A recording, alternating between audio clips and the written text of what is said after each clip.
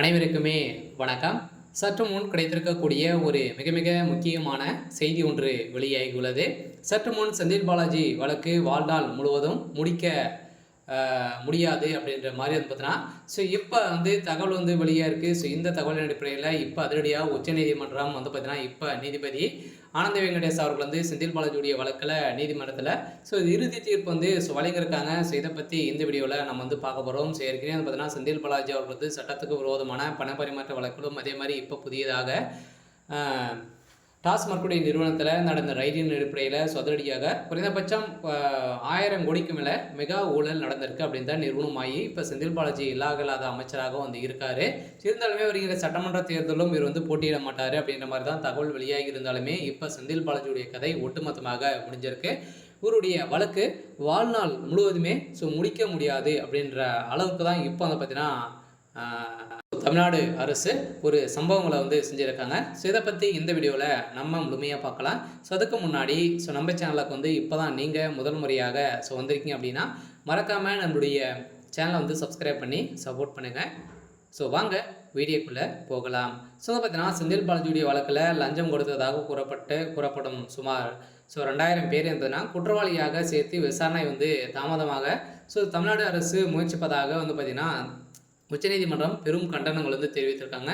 So இந்த கண்டனத்தின் அடிப்படையில் அமைச்சரவை தவிர வழக்கில் கூறப்படும் இடைத்தரகர்கள் யார் என்ற கேள்வி எழுப்பியுள்ள நிலையில் உச்சநீதிமன்றம் விசாரணை விரைவில் முடிக்க அறிவுறுத்தப்பட்டிருக்கு.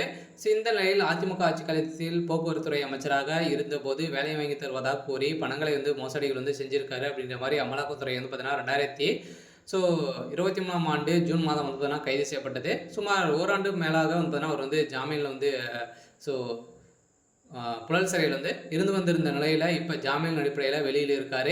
இருந்தாலுமே இதன் காரணமாக செந்தில் பாலாஜி அமைச்சர் பொறுப்பை ராஜினாமா செய்தார். இதனிடையே செந்தில் பாலாஜி மீதான பண மோசடி வழக்கில் முதன்மை குற்றப்பத்திரிகையாளருடன் பல துணை குற்றவாளி பத்திரிகைகளும் பார்த்தீங்கன்னா சிறப்பு நீதிமன்றத்தில் இணைந்துள்ள நிலையில் எதிர்த்து தாக்கல் செய்யப்பட்ட மனுக்களை சென்னை உயர்நீதிமன்றம் தள்ளுபடி செய்தது. இதனை எதிர்த்து உச்சநீதிமன்றத்தில் மேல்முறையீட்டு செய்யப்பட்டது.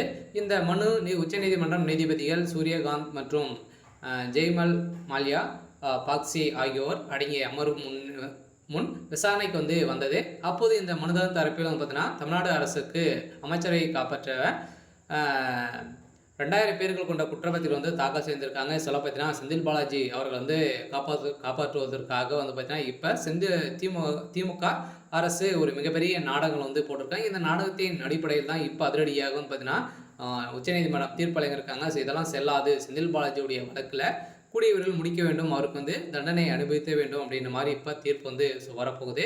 ஸோ இருந்தாலுமே என்ன நடக்க போகுது அப்படின்றத வெயிட் பண்ணி பார்க்கலாம்.